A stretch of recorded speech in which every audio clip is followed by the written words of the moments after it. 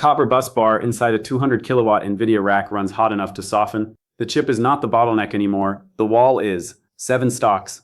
Each one owns a single physical choke point in the roughly $400 billion 2026 AI capex flow. One pick most retail portfolios still skip, and a July catalyst that prices it in fast.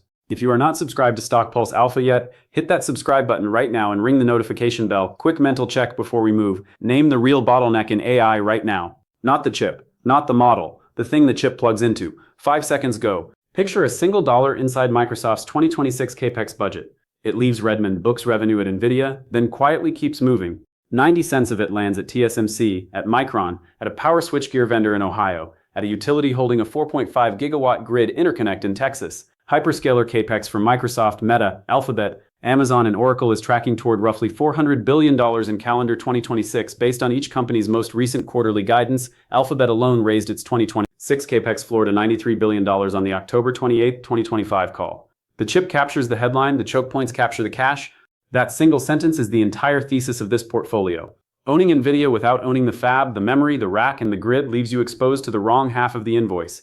Owning all 5 layers means you collect on the same dollar more than once. This week, map your existing AI exposure against those 5 layers and circle every gap before you add another share of anything. NVIDIA is not a stock to own. It is the standard the rest of this portfolio is priced against. CUDA, the software layer NVIDIA has compounded since 2007, is now bundled into roughly 4 million active developer accounts as of NVIDIA's GTC 2025 keynote on March 18, 2025. That installed base is the switching cost competitors keep underpricing.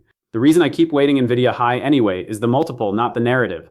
The stock trades around 31 times forward earnings as of late June 2026, lower than its 5-year median and below where it sat during most of 2023. Cheaper multiple, faster revenue, larger backlog.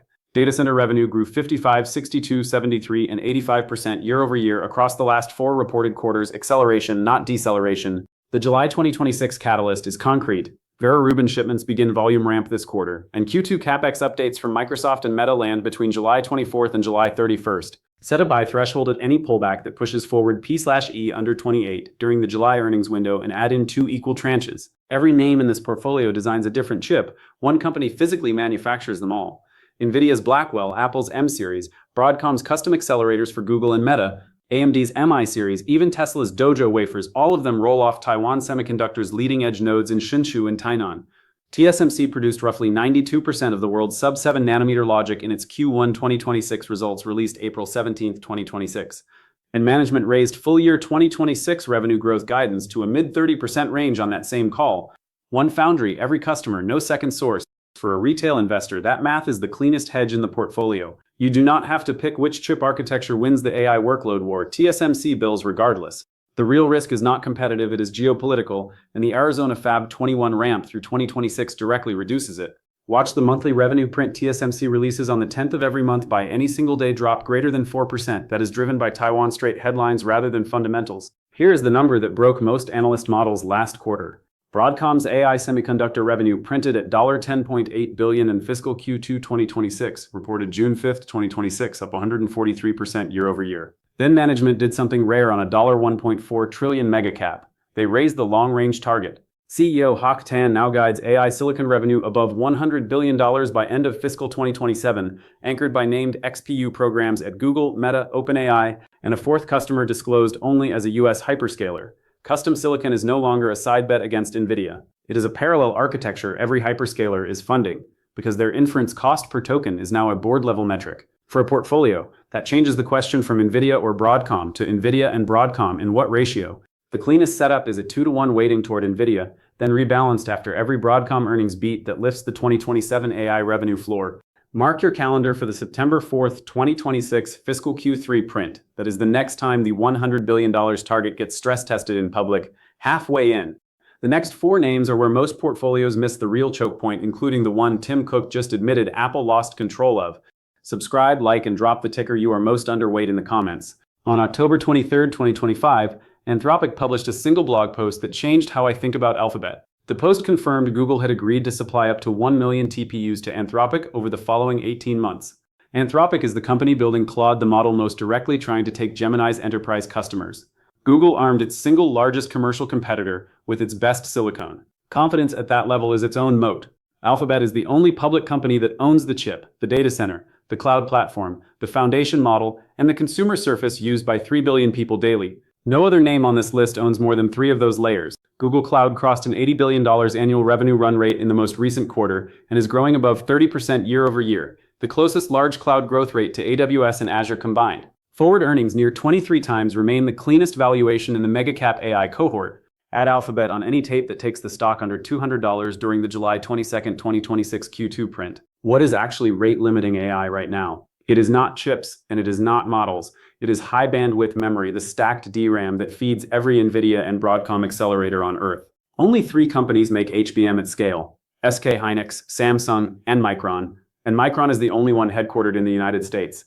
On the Micron fiscal Q3 2026 call on June 25, 2026, CFO Mark Murphy confirmed the company's HBM output is fully sold under binding multi-year contracts through calendar 2027, with pricing locked. Memory stopped behaving like a commodity in 2024. When Tim Cook told the Wall Street Journal on November 6, 2025 that Apple could no longer absorb rising memory costs and would raise iPhone prices, the most disciplined supply chain operator in modern corporate history publicly conceded the floor had moved. That admission is a real-world validation of the thesis Apple is the canary, not the cause. Buy Micron on any pullback that takes the stock below 12 times forward earnings before the August 27, 2026 fiscal Q4 print. Walk into an NVIDIA GB200 NVL72 rack today. The frame draws roughly 120 kilowatts. The Vera Rubin generation due in 2026 draws over 200. At that load, copper bus bars at the old 415-volt standard run hot enough to soften their own insulation. The rack literally begins to melt itself. Vertiv was the partner NVIDIA picked to redesign the power architecture around that problem. The new spec moves the rack to 800-volt direct current, integrates the cooling loop into the same chassis, and ships as a single end-to-end product from grid connection to chip socket. Most vendors sell power or cooling, Vertiv sells the rack. That integration is why Vertiv's order backlog grew roughly 250% year over year in its Q1 2026 results released April 23, 2026, the steepest backlog growth in the company's public history. Every gigawatt-scale AI factory under construction in 2026 needs the architecture Vertiv just standardized. Start a Vertiv position before the July 30, 2026 Q2 print and add on any pullback that does not break the 200-day moving average. Power, not chips, is the real gate on every AI factory under construction in America right now. Iron Mountain has quietly secured over 4.5 gigawatts of grid-connected capacity across data center campuses in Manassas, Virginia, Round Rock, Texas, Edmonton, Alberta, and Madrid, Spain. The most underappreciated detail in this entire build-out sits inside Iron Mountain's customer contracts. NVIDIA signed a 5-year deal worth roughly $3.4 billion to run internal training workloads on Iron Mountain's capacity, and as part of that contract, received warrants to purchase 30 million shares of IRM common stock at $70. Iron Mountain trades near $49 as I record this, meaning NVIDIA paid for upside that requires the stock to rise roughly 40% before it is even in the money. Companies do not buy warrants on businesses they doubt. Microsoft layered on a separate $9.7 billion 5-year capacity deal with 20% prepaid upfront. Current revenue uses about 10% of the secured power base, which means the platform can support roughly 10 times today's recurring revenue once the campus is fully built out. Dilutive equity raises remain a real risk, and you should size the position accordingly. Open a half position now, and add the second half only after the July 31, 2026 Q2 earnings confirm power bookings growth above 25% year over year. Pull back to the spine. Chips need fabs. Fabs need memory. Racks need power. Power needs grid. Own one name at every layer: NVIDIA and Broadcom for silicon, TSMC for the foundry, Micron for memory, Alphabet for the full stack, Vertiv for the rack, Iron Mountain for the grid, and you stop chasing tickers. You own the flow. Next video, the software layer on top of this stack, and the 3 names quietly absorbing the value. Before we wrap up, quick disclaimer. This video is for educational purposes only. I'm not a financial advisor, and nothing here is financial advice. Always do your own research, understand the risks, and invest responsibly. Markets can go up or down. It is not waiting for the IPO. It is positioning in the infrastructure that makes everything possible before the rest of the market catches on. If this video gave you a new way to think about what is happening in the market right now, do me a favor and share it with someone who needs to hear it. Drop a comment below and tell me which of these 5 stocks you are most interested in. I read every single one. And if you are not yet subscribed to Stock Pulse Alpha, now is the time. Hit subscribe and turn on notifications so you never miss when we drop content like this. We will see you in the next one.